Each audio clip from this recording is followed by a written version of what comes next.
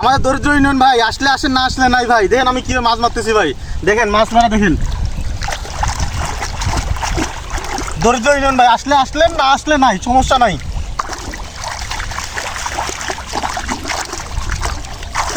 কীভাবে মাছ মারতে হয় দেখেন, আমরা কীভাবে মাছ মারি। আমাদের প্রতি বছরের একটা সিজন থাকে, এই সময়টা মাছ মারি আমরা। কীভাবে মাছ মারি দেখেন একটু ভালো করে, আপনারা দেখলে বুঝতে পারবেন। অনেক ভালো হবে, আমরা বেশি সময় লাগে না, অনেক ভালোভাবে মাছ মারতে পারি আমরা।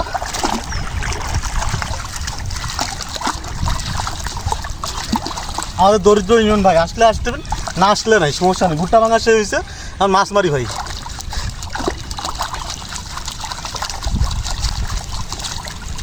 দেখেন কীভাবে মাছ মারতে হয় একটু দেখাই দিই।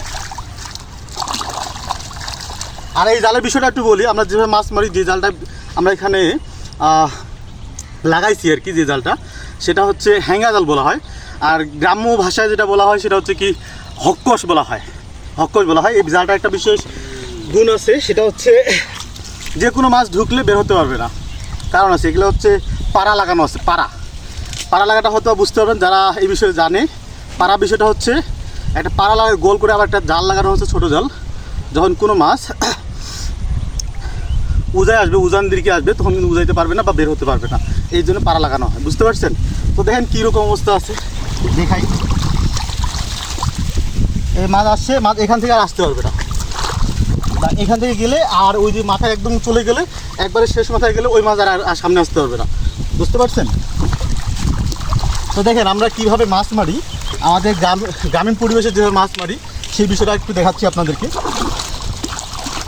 এই কালকে পরশু দিন এখান থেকে আমাদের ভুট্টা কাজ করে গেলাম, তো পানি ছিল না ওইরকমভাবে, ছিল কিন্তু ওইরকমভাবে মানে সেরকমভাবে মানে হচ্ছে জাল বসানো ওইরকমভাবে নিয়োগ ছিল না। তবে সকালে বেশ হয়েছি, হয়ে গেছে মাছ, সমস্যা নেই।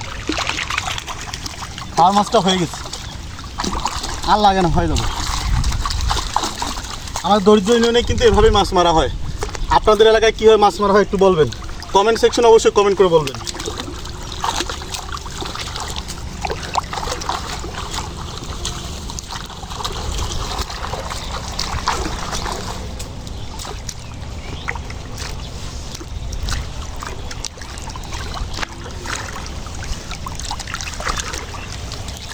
আমার সঙ্গে দুইজন সুন্দরী আছে।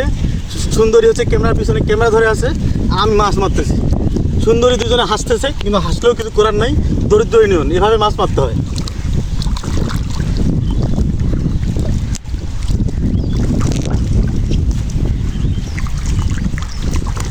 দেখ মাছ ছাড়িয়ে দিলাম, যেটুকু আছে দেখাই সব মিলে। আমি কি করলাম, প্রথমত একটা জালটা ঝাড়া দিয়েছি, দেওয়ার পর হচ্ছে জালটা আবার পরিষ্কার করার জন্য জালটা ঘষাই দিলাম, যার কারণে ময়লা আবর্জনাটা চলে আসলো। এখন মাছটা আমি ওখানে নিব, যেটুকু আসছে এটুকু নেবো, আর আগে নিয়েছিলাম এটুকু। 1 ঘন্টা পর আবার আসবো। হয় আসলে খাওয়ার মাছটা হয় আর কি, চলে।